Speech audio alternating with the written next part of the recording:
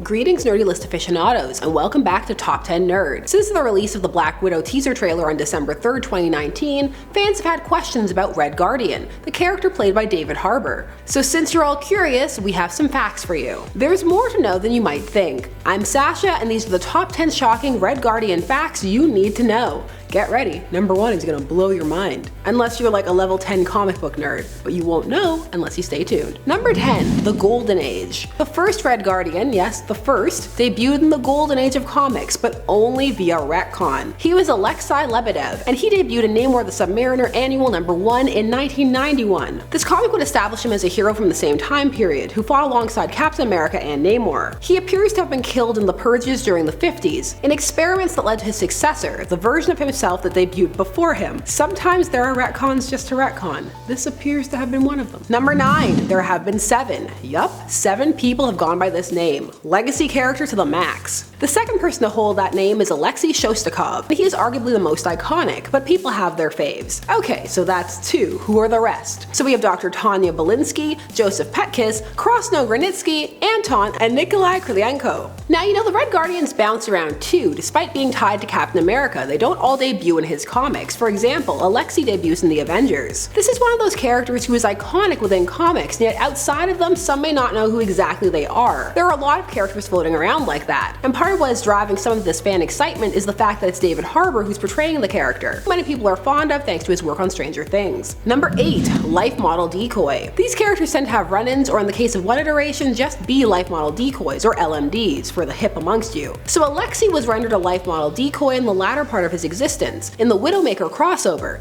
and this LMD was out for blood. He was assassinating spies and eventually had his sights set on Black Widow and Mockingbird, who were the focus of this team-up crossover. But let me dial it back. Some of you may be asking, just what is a life model decoy? Well, an LMD is an android in the Marvel universe, who can mimic all outward aspects of a real person, and they're good. Most people don't notice them. It's always a big plot reveal. Nick Fury was revealed to be using them all the time at one point. There was a throwaway joke about them in the Avengers in the MCU. Now aside from Alexei, one of the Red Guardians was just always an LMD, and that one was Anton, the 6th Guardian, although it was a weird partial thing. Number 7, only one has powers. Except for one of these Red Guardians, with rare exceptions or boosts from tech, they don't have powers. It was actually a little odd, since when Red Guardian was first fighting Captain America, he told him he had been trained to go against him and could hold his own with a serumed up Steve. So we're just supposed to go with he was trained to be as strong cause Russia. In Soviet Russia, serum takes you. The one Red Guardian who has powers is Dr. Tania Belinsky. The others don't need it, they're powered by their red costumes and vodka. Number 6, Starlight. This is Dr. Tania,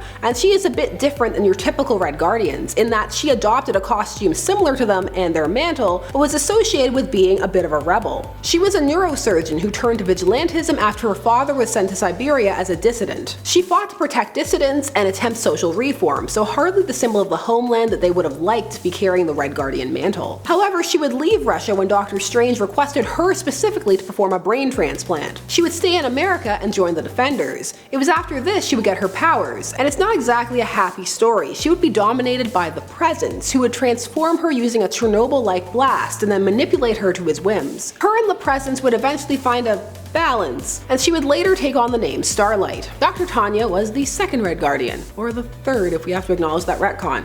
Why? Number 5, Renaissance Alexei. Red Guardian would emerge out of Marvel's Renaissance period, debuting in the Avengers number 43 in 1967. This period saw a burst of new character creations for the newly named company, Marvel. Marvel only changed their name to Marvel in 1961, alongside the release of the Fantastic Four. Before that, they had been Timely, and before that, Atlas. The team that launched their renaissance was the Fantastic Four, who were commissioned because of the success of the Justice League. Alexei was an acclaimed World War II pilot who was chosen for a super elite special test flight, and because of his highly publicized missions, he became a public hero. And he was later recruited as Red Guardian, essentially Captain Soviet, because Russia was reacting to Captain America. He actually really got into his role and believed in the Soviet cause. It would actually drive a wedge in his marriage, but he would ultimately die heroically and epically, buried by lava. What a way to go. Number 4, Captain America. So what is the context of his Captain America connection, and can he beat him? Let them fight. So Red Guardian is, as mentioned, the Russian equivalent of Captain America, and he's more than capable of going toe-to-toe with him. He even damaged his shield so it couldn't boomerang back to him. No shield blast while fighting the Red Guardian. Cap even thinks he's met his match. Has Captain America met his match? I'm more concerned about the fact that he's thinking about himself in the third person. I also like that when Cap rallies, he calls the Red Guardian a good fella. The concept of other countries having their own captains has been bandied about. We've got Captain Britain, and up here in the Great White North we have Captain Canuck.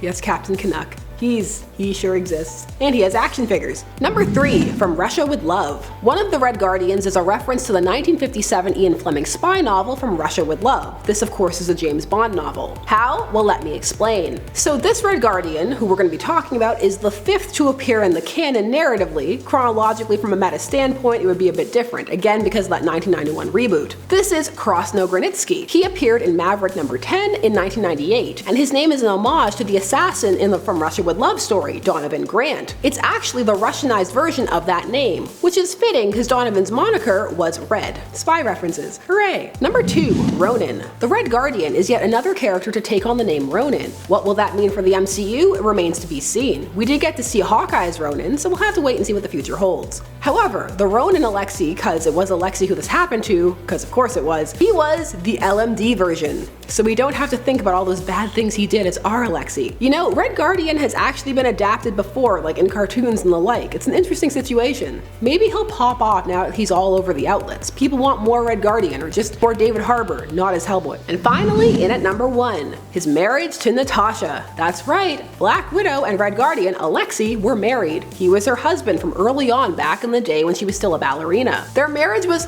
pretty solid up until the point where he became Red Guardian and he would go full gung-ho for the motherland, but she would become more and more disillusioned. Their marriage would fall apart after Natasha defected to the United States, and he remained loyal to Russia, but she still had a soft spot in her heart for her first husband. You think they'll adapt that? I mean, it's the MCU, so probably not. Why acknowledge canon when you can have the Hulk? Sun's getting real low. I'm Sasha, and those were some shocking facts about Red Guardian. Which of these took you aback the most, and do you have any more that you want to share? Please do so if you do in the comments down below. Did you know about this character? Do you love him? Thanks so much for watching Top 10 Nerd. Please don't forget to like, share, comment, and subscribe, and hit that bell notification so that you never miss a vid. See you again soon. Bye!